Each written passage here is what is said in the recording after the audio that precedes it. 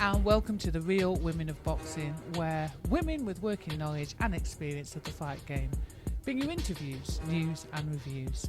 My name is Jacqui-lee Pryce, and later I'll be joined by Dee Allen, who, after her first professional debut, is ranked number 8 in the world. How? Stick around to find out. Here's some of the latest news. Sky Nicholson is the latest fighter to be added to the Taylor Serrano undercard on the 30th of this month, and Sophie Eilish will be boxing on that date too, but in Cologne. Another great weekend of boxing. Gennady Golovkin versus Ryota Murata for the WBA and IBF middleweight titles. Triple G certainly proved age is nothing but a number after winning the fight with a TKO. But for someone who has achieved as much as he has in the game, I do wonder why he's sticking around. Ryan Garcia versus Emmanuel Tagoe. It was the first fight of 2022 for Tagoe, and Garcia is back after his break. It's well documented he has struggled with anxiety and depression, and he's had some me time, and he's changed his training team. I was a little disappointed, if I'm honest. It seemed that there was a substantial height difference, but the shorter fighter was choosing to box on the back foot. And if you've read social media comments, people think Tagoe just turned up for the paycheck. Garcia dropped Tagoe in round 2. The right uppercut literally spun Tagoe around, and Garcia showed the superior hand speed and was able to walk his opponent down a little bit too easily, if I'm honest. And there was far too much holding on and a lack of engagement for my liking from Tagoe. And I would have liked to have seen, Garcia show a little bit more patience and box his way in. He's a little bit greedy and he's always looking for that KO. Marlene Esparza versus Naoko Fujioka for the WBA and WBC and ring flyweight titles. Much was made of Fujioka being 46, and one of the commentary team described Marlene as no spring chicken, which I thought was fucking cheeky, if I'm honest. Listen, never disregard an older female fighter. She had great stamina and heart. Esparza was fast out of the gate and she had the faster feet. It was a bit scrappy the first few rounds. When Esparza settles down, she uses that jab, she tightens up her defence, and she creates just a little bit of space. She had more success. Fujioka was like a steam train trying to outpunch her opponent. She does lack overall defence, but she did give Esparza a hard night's work. Now, the scorecards. What a joke. One of them was 97-93. Go and watch the fight and drop your thoughts in the comments section. Dina Thorslund defended her WBO bantamweight title versus Nayakis Carreno. After the first round, Carreno was literally reluctant to step in because Dina was either rushing her with the high volume punch output or countering with a two shot to punish her advances. Carreno was having success at long range, and I would have loved to have seen her feint a little bit more and counter when Thorslund was rushing in and use her angles a little bit more. Yeah, I know it's easier said than done, especially against someone like Dina Thorslund. There was some great toe-to-toe action. Thorslund isn't afraid to take a shot, to land one, but I think she can make it a lot easier for herself. Carreno went on the hunt in the championship rounds, but Dina got on her bike and she took the win. Both have a superb, crowd-pleasing style, and Dina has set her sights on a unification fight and has mentioned wanting Ebony Bridges next. Will that fight be made this year? And if so, who wins? Drop a comment in the comment section below. Michaela Mayer defended her WBO, IBF and Ring Magazine super featherweight title against Jennifer Hahn. It was a really, really entertaining fight. Hahn has been around since 2009, so it's very much old versus new. She is the former IBF featherweight champion. Maeva Hamadouche was unbeaten until she met Mayer, so we know that she's a tough kid. So, going in, we knew it was going to be a good fight. Round 1, Han, the shorter fighter, was closing down the gap and finding a target. And I would have liked to have seen Maya keep it at long range. Maya sort of throws the backhand a lot out of distance, but I have to say her shot selection was on point. She needs to quicken up her feet, sit down on her shots more. But to be fair, it's always difficult to fight a smaller opponent. She seems comfortable at mid and short range, but I think she fails to use that height advantage at times. Han is one tough lady. When Maya had her pinned against the ropes, Maya was getting the better of the exchanges, but Han had Maya chasing her around the ring for much of the fight. Good feet, good defence, impeccable timing on the counters. And in the later rounds, she just got on her bike. And her feet and upper body movement were absolutely gorgeous. But it was Maya who got the win. Now, where does Maya go next? She feels that both Choi, who holds the WBA belt, and Baumgardner, the current WBC and IBO super featherweight title holder, are freezing her out.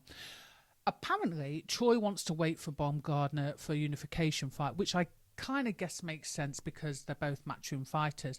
So Maya is now eyeing the winner of the super fight, Taylor Serrano. Can she beat Taylor? Can she beat Serrano? Drop your comments in the comments section below. I'm here at the Edge Gym in Romford with the lovely Dee Allen. How you doing? Yeah, I'm good, thank you. Good training session? Yeah, brilliant training session as always. You're looking strong, you're looking fit, and you look ready to get out again. Yeah, 100%. I had a week off after my pro debut, and then after that, it's just been straight back on it, getting ready for the next one. I can't wait, to be honest. So I'm going to have to tell everybody, you made your debut, didn't you? Was it last month now? Yeah, it was the 4th of March. Yeah. Yes, 4th of March. Let's talk about that against Marina Kaliva. Wow, you get dropped in the first round, you pick yourself up, and you absolutely dominated. And I'm trying to be polite, but you smashed her to pieces. I was trying to find a polite way of saying it. So talk to me about the moment when you hit the floor. When I took, so it was a right hand, left hook, like the first 10 seconds I took in the first 10 seconds of the first round. And as I got hit with the second, I think the left hook, I knew I was going down. But as soon as I was going down, I was thinking, do you know what? The fight cannot be over. It cannot be over, and I need to get back up as soon as possible to beat the count because I've got work to do. So that's all that I had in my head, was just getting back up and steadying my feet and just getting my focus back. So that's what I did. Made sure I got up before the count and showed the ref that, you know what, I'm ready to keep going. And then all I had in my head is what my coaches said. We're doing 6 rounds. In case like anything happens, maybe you lose the first round or something, you can always pull it back. So I knew that I've still got 5 rounds. Don't worry, you've definitely lost this round. That's what I said to myself, but you've got 5 rounds to pull it back. So just calm yourself down and focus. And I knew that she was going to come for the attack. So sometimes the best defense is attack too. So I had to just go into attack mode, and I composed myself and got a few shots off. I missed a few through a left, right, left, I think, and then through a left and an overhand right, and it connected. And yes, it did. and then I finished the job with a couple uppercuts and hooks. Wow. I mean, let's talk about the finish. You started off. It started off with a right hand, and then you kind of switched to the body. Those body shots were absolutely just delicious, the power behind them, but your punch combination. And what I will say is, what was nice was the fact that you didn't panic when you were dropped. You didn't panic. You just composed yourself, like you say, and then you went to work. Were you surprised, though, that she was not able to get up after that? I was, to be honest, when I was finishing her off, I was hoping she wasn't going to get back up. That's why I had to make sure I finished the job. But I did think, like, when I was, if you see, like, I was in the corner, the whole 10 seconds, I was just looking at her to see, I was thinking, don't get back up, don't get back up. I ain't got more, I got any more. Yeah, just stay down. But I was shocked when she didn't beat the count, because I saw her legs. I was watching her legs as she was trying to make the count, and I knew after 8, her legs were still shaking. She weren't going to make it, so I knew that, I've got this now. And obviously everyone was like literally just like, what an absolute brilliant A, debut, but B, finish. The confidence. Do you put that down to your amateur pedigree? Yeah. And probably the fact that I have a temper that I've worked on for years. But it actually, for once in my life, it actually came in handy. You've been suppressing it. Yeah. Yeah, it actually came in handy. Finally in my life, I've been able to get to the point where I can not use my anger outside the ring and finally use it and switch it on inside the ring. So it's finally all come together.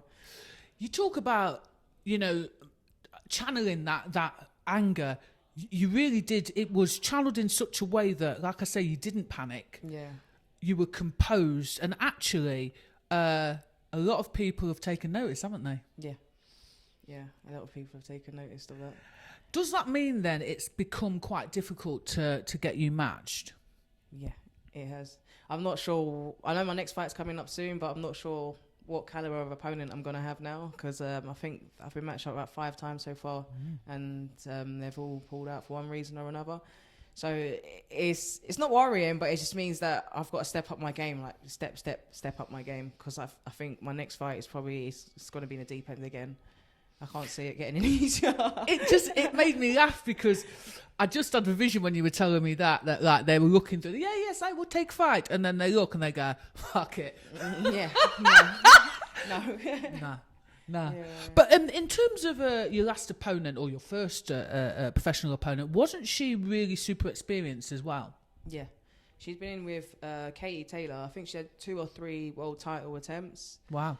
She had, I think, also her 24th pro fight. So she's been around and she's been in with like some of the top girls. So she's well experienced and she knows her way around the ring. And obviously she's well into the pro game. Whereas I was just my pro debut, and I think I still had that kind of amateur brain where it's kind of amateurs about points. So it's kind of tap, tap, tap. And honestly, when I went in the ring, I wasn't expecting that. Yeah. But it was a rude awakening, but I think I kind of needed it to wake me up. But most certainly they say that you learn a lot as well from situations like that. What have you learned about, not necessarily technically, but what have you learned about yourself? I need to be switched on as soon as I get in the ring, and not expect everyone to throw a jab first. So I don't know, that's all you're always taught. The jab's the lead hand. It's always a jab, then left hook, right hand, or jab, then this, then that. But it always starts with a jab. But it's not always like that. So get in there, and like they always say, expect the unexpected. That's one thing I really, really need to take into account. Expect the unexpected. Have you not taken into account though the fact that, do you know what? I was put under pressure and I did all right. I have finally started to see it that way. Like I've been thrown in the deep end and I swam. That's the way I see it. So I am ready, and it has helped my confidence a lot as well. And it was kind of, I know that I'm ready to mix in with the big girls now, and I know that I've got a good chin, so it's all win-win-win. Yeah, we didn't really want to test it out in the first fight, but yeah. A few days later, we had a little conversation via Instagram, and you were saying you were embarrassed. Now you've had a chance to look back. Has that diminished slightly? Yeah, it has. It's all part of boxing, and it's like I work before lockdown, and I've done a lot of coaching with kids and stuff like that, and I still work with kids and do a lot of boxing coaching and that. And to hear, like, even for the sessions that we're doing before lockdown, they haven't really come back on yet. But like I've had messages from them on Instagram, and they're like, "Oh my gosh, Adi, like, coach, that's amazing. Like, you're really an inspiration. Like, to actually fall and get back up and finish the job, it's amazing." So I actually inspired them, and I was shocked because I thought like younger kids and that, I didn't think they would really understand like that on that level. Like, what is it, basically getting knocked down and getting back up again. I didn't think they would see that in the boxing ring and take that from it. So it is really, really nice to know that I've inspired them and really motivated them, and it's helped like that. Seeing that has really motivated a lot of them inside of the ring and outside of the ring to really, really work hard, because it shows them, and you know what, no matter how many times you get knocked down, you can get back up and achieve whatever you want to achieve. 100%. Just let me move that because it's annoying me. I think they would have probably learned the biggest lessons from that. Yeah. You know, just watching you, you know, pick yourself up, brush yourself down. That's one of the biggest life lessons, do you know what I'm saying? Yeah. Who does the matchmaking? Because who has the decision? Because obviously you want to go in and be able to show what you can do, but equally that girl had been in with some faces, hadn't she? Yeah. Yeah, she really had been. But I don't know if it was because they were finding it hard to get me a match. I think before that there was maybe one or two opponents before that who pulled out, so it was kind of, she was the only one who was really willing to jump in the ring with me, really. So it's a blessing in disguise. Like I said, it was at the end of the day, it was a blessing in disguise, and it like showed the world what I'm really made of.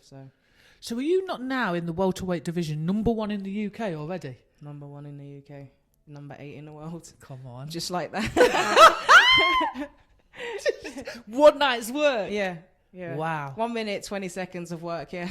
There you go. Well, actually, you know, it's weeks and weeks of work that make, what they say, train hard, fight easy. Yeah. Yeah. A lot of, I was training for months really, because I turned over, I turned over about, I think July last year. And then I was supposed to make my pro debut on the 5th of November. And that didn't happen. So I just literally just kept training until March the 4th. My debut, and it paid off. It really did pay off. Yeah. So I've obviously known you a long time. Before we get into the amateurs, what did make you turn over? What was the moment that you thought, you know what, I've had enough of the amateurs, it's time to turn over to the pros? During lockdown, I kind of did fall off boxing a bit. I was training, always been training, but it was getting to a point that I'm getting older, and I was just thinking, I put so much into boxing, like 13, 14 years. I think a lockdown hit, maybe it was 12 years or something like that. And it's like always struggling for money, and I've always tried to work around boxing. So I'll be working like 2 or 3 or 4 part-time jobs at one point in a week, just so I can be flexible to be able to go to training and box and go to fights and stuff like that. But it's got to a point where it's just like I'm not really living. I'm just kind of surviving. And yeah. As much as I love boxing, it's not really doing anything for me. And I've really, for the whole 14 years of my amateur career, I wanted to get to the Olympics. And there was a time that I was supposed to go to not Olympic trials, the GB trials. Yeah. To try and get on the squad. And I got a really bad injury that put me out for, I think, a year or more than that. And I just never got another opportunity after that for some reason. No matter how hard I tried to show my skills and that, I just never got another opportunity. So it was just kind of getting a bit like, well, where is this really going? Like, I'm not making any money outside of boxing, inside of boxing. So when I get to a certain age, what am I going to do? Like, so I had to seriously think about what I wanted to do. And I was actually going to give it up, to be honest, and just coach, and still wanted to be in it, but I was just going to give it up. It was one of my coaches from my old gym who got into contact, we were just talking, and he was saying, do you want to start doing a bit of boxing training and that? So I was like, yeah, I don't mind. And then he actually put me in contact with my manager and with obviously Will Jones and everything, and then it just literally just took off from there. You mentioned that you were invited for a GB trial. Yeah. How easy is it or hard is it to get, first of all, an invitation, and then what do you need to do to get, to keep on their radar? Yeah, it is pretty hard. You just got to win loads of fights, I suppose, and the kind of competitions that you enter and win. Obviously, they do come down to like the girls, the female squads, and sometimes they're scouting there. You have like the Haringey Box Cup Championships and the ABAs and stuff like that to get noticed through there. But it's not, you don't always get noticed. As much as you do and think you're like doing the best you can, you don't always get noticed. And I know quite a few girls who that was their ambition as well, to get to the Olympics, and it hasn't fallen through. So now they've taken the pro route as well. I just don't know. It's not easy. I thought I knew what they was looking for, but to be honest, I don't really know what they look for in the GB squads. I was going to say, is it style or does age play a factor into it? Does I guess like on the pro scene there is a situation where a story sells. Yeah. Do you think that those are ingredients that play a part into the decision making?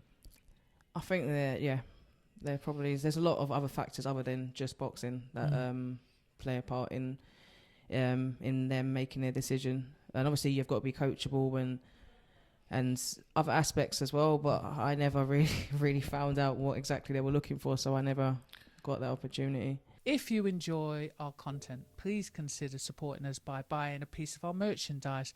The link is down below. You decided to walk away from the game. Are you now really pleased that you, or did you feel like, I should have walked away years ago, now that you're in the pro scene? I've had mixed feelings. At one point I was thinking maybe I could have done like a bit more. There's still a few things I wanted to... I did say after lockdown, I did want to pop back to the amateurs and just clean up and achieve a few things and then turn pro. But it's just the timing. It's just like, I'm not running out of time, but it just seems pointless. I would have wasted kind of another season in the amateurs. And it's like, I've got all the experience. I've been doing it for years. I've got everything I need to step up now. So I think now was really the right time for me to step up as a pro. Yeah. What I did, I remember meeting you for the first time. I can't remember what club you were at, but before you were at Haringey, what club was it? It was Waltham Forest. Waltham Forest. Yeah. I remember you coming to a camp, and I do remember you being a talent. I do remember that. What did I say to you the first time? I can't actually remember. Do you remember what you said to me? I told you off. Did you? I did. I told you off for coming late. But the thing is... I think I remember that. The thing is, I saw... yeah, I could see in your eye you wanted to punch me in the face and all, but... yeah. I could see you like, you know when you get that cut eye? I was like, no, not me, darling. But I just remember you coming and being a talent, and you started to put your head down, and then you just really blossomed as a boxer. Yeah. Oh, thank you. You really, really blossomed as a boxer. And then to see you in that, in the ring on your pro debut, just, how can I, the confidence that just oozed out of you. Yeah, that's been, I think, I've always been a bit shy. My personality is a bit weird. I've got one side where I'm a bit crazy and have anger issues, and I've got one side where I'm just really within myself and really, really quiet and shy. But boxing's really, really helped with my confidence, and my coaches have helped build my confidence. I think that was the biggest issue I had in the amateurs. A lot of the fights that I lost was not necessarily because of my talent or because I wasn't good enough. It's just because my head wasn't in the right space, and my confidence wasn't fully up there. So I was losing fights because of that. But they've really helped and worked with me on building my confidence. Not like saying, no, everything, you're doing everything perfect, but they compliment me when they need to, and then I get good telling off when I need to too. So it's a good right balance. Yeah. You talk about the issues with anger. Ultimately, is that what brought you to boxing? Yeah. When I was 16, I think I started boxing. I was almost 15 stone, and I had a really bad temper, and I was going to anger management, and it weren't really working. So my therapist suggested that I took on boxing because I was always moaning about my weight and moaning about my temper. So then it would deal with both, and it has helped me a lot. It's like I said, it's taken a few years to be able to turn anger into controlled aggression and only use it in the ring. But I finally got there. It's funny because people talk about how much boxing has a massive influence. And then just to hear that, there'll be somebody out there that will say, you know what, if Dee can do it, I can do it. Do you know what I'm saying? Yeah, definitely. I never knew that I actually never knew that. What was it? I think when I met you, when I met you, you were a teenager, and I could see. I think you were. I was, because I started at Leighton County when I was 16. I was there for 4 years. So I think, it was about 19, 20. When I moved to Waltham Forest and had my first fight and started going to the camps and that. So, my late teens. What else has boxing given you? Yes, you know, you've got the weight loss and, you know, obviously now you're enjoying the professional, hopefully earning a little bit of money. But what ultimately has it given you as well? like I said, it's given me a lot of confidence. It's helped me see straight. I don't know if that makes sense, but it's just given me a focus. Like it's always been there in my life, and that's one thing that has been consistent in my life. Like everything else has been a bit up and down with work, with partners, with family, with everything else. But one thing that's always consistent and always been there is boxing. So it's always been there for me to go down to after work, or if I'm not happy, or if I'm down, or even if I'm not going to training. Like I've always had coaches who said, yeah, you can just give us a call and I'll just come down to the gym and we'll just talk. I wouldn't even train. And it's just having someone there. Boxing does a lot for everyone in their own different way. Depending what you need, you will take something out of it. Yeah, 100%. Like you said, even if you came down just for a little chat, yeah. You know, if you're injured, I remember being injured once and just coming to the gym and sitting and watching. Yeah. It does a lot for you. It's just that environment. Being in a boxing gym is different. It's like you find a gym and then eventually you know when it's right because it just feels like home. 100%. Yeah. And they're like your brothers and sisters in there. Yeah. Yeah. Yeah. That's nice, actually. I'm glad you found a gym like that. What was Dee like, though, before boxing? Before? Yeah. Do you really want to know? The fact that you laughed, I was like, now I am curious. I was crazy. Growing up, I was always in trouble. I got excluded from school, my secondary school, like 36 times until I finally got kicked out. They gave you 36 chances. Yeah, I wasn't. I'm me. I'm a nice, you know. They gave you 36. Yeah. I just said, come out. Yeah, I lasted in one secondary school until year 11. Like, so from year 7 to year 11, it weren't just all in 1 year. So it was just over them. But yeah, they liked me. So I was gonna, joking aside, somebody saw something in you, Dee. Yeah. Do you know what I'm saying? Yeah, they must have done to keep me out of school for that long, and for me to just keep messing up, and give me another chance and give me another chance. So I never saw it in myself until I got a bit older. But yeah, I think from young they've had belief in me more than I've ever believed in myself. I think that's always been my problem. I've always not had enough self-belief, and that's even now until I've turned over as a pro. It's still like I'm still learning to believe in myself and believe in my abilities and believe what I can do. And when I do, look what I can achieve. Yeah. It's interesting because I was interviewing someone last week, and he said that when he was at school, people called him a menace. He's very big, very strong, and you can imagine as a youth, like, he said people took the piss sometimes and he had to, like, do you know what I mean, put them in their place. But it was teachers saying, like, he's a menace. What does it mean to have somebody that just gives you one chance? Do you know what I mean? See something in you, like you've just said, see something in you, go, I'm going to give her a chance. Yeah.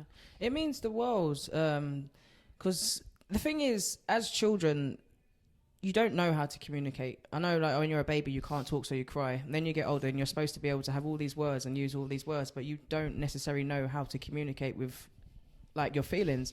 So you act up and you misbehave, and sometimes all you want or expect an adult to do is just, instead of shouting at you, is just put you down and say, what's wrong?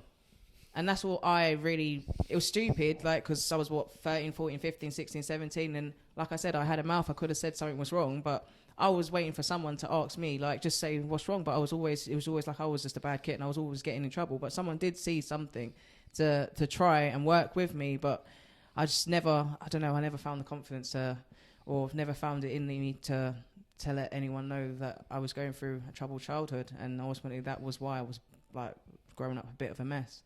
To be honest, you were 13 years of age, and surely an adult could see. To me, having worked, you know, as a coach for years, and you're around someone for many, many hours, surely somewhere in your head says something's wrong. Let me just take them aside and have a word. Do you know what I'm saying? Yeah. Because to me, you don't do that job and just think it's a 9 to 5 or a few. Do you know what I'm saying? You come in, you take the pads, and then you basically do one. That's not what this is about. And teaching, and so I'm actually surprised that somebody didn't sit you down and say, Dee, do you want to talk? Yeah, I know. I don't know. I can see it, but I don't know if it's just because I was that child at one point, and now that's why I really do enjoy working with the younger generation and kids, because I know that kids, they're not necessarily bad. Sometimes they just act up because they don't know how to tell you that there's something going on and they need help with something, or they're not confident with something. They just don't know how to communicate it, so they just misbehave and they expect you to work it out. So, but sometimes it is all you just need to do is sit them down and just ask them, what's wrong? Why are you angry? Why are you upset? What's made you angry? And then sometimes they don't even know. And sometimes it could just be like their hormones. And something as simple as that is that your hormones, like, before that time of the month, I get a bit stressy, a bit angry, but yeah, something so simple. Strangle someone. Yeah, so it's just trying to pinpoint like certain triggers for yourself. What I found within myself, and that's what I apply when I work with children. And it actually has been working, and I've inspired a lot of kids, and I've helped a lot of kids find their path and on a straight and narrow now. And a lot of the kids that I was working with, coaching with Boxing for Life before lockdown, they're a bit older now, and some of them probably 18, 19 now. So we work with 7 to 18-year-olds.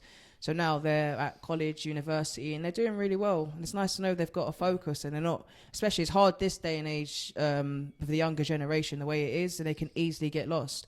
But it's nice to know majority of them, they're in university, they're in college, they're studying, trying to make certain things of themselves. And it's really nice to know that I helped them get to where they are. So in terms of coaching, did you decide to go into coaching because it was kind of means to an end and a no-brainer? Or did you realise you were going to get so much out of it? No. But women's boxing then weren't really, in the UK, it weren't really taken off like that. So I was just training. And then like, as more women and young girls and that started coming through the door, I started helping out and coaching, and I kind of liked it. I mean, I was 16, 17 years old, and then I had some of the kids were like 15 that I was coaching at. So it was really, really weird, but it was nice to actually get that respect. It's like, I'm only a year older than you, and you're actually listening to me. Yeah. So it is a nice feeling, and like to be called coach and have people look up, or the younger generation look up to you at such a young age. It was a nice warm feeling, and that's why I thought, you know what, this is something that I do want to do. Because when I first was in college, I was studying to be a mechanic. And then after finding boxing, I finished my qualifications, and then I went and done fitness coaching. Yeah, it kind of just takes a hold of you, doesn't it, boxing? Yeah. It really does. And in terms of, if you could kind of map out the next year, I know it's difficult because you're now being avoided. But if you could sort of wave a magic wand, what would the next year look like for you? I would, by the end of this year, what are we in now? April. Maybe have about 5 fights under my belt, and maybe, hopefully, by the beginning of next year, I can go for a British title or a title fight. That would be nice. It would be nice to get seriously like 5 fights in or something to get a bit more experience. So far, I still haven't done 6 rounds. So whose fault is that? You said that like it was my fault. No, sorry. You still haven't, because if you want to put your opponent, thinking about it, isn't Hannah Rankin? Is she super welterweight or welterweight? I think she's super welterweight. Could that be a potential fight in the future? It will be a potential fight in the future. My plans, honestly, I want to clean up the welterweight division, and then I want to clean up the super welterweight division, and that's my aim in boxing. So if I can do that, deal with the welterweight division this next 2 years, and then next 2 years after that, I'll do the rest.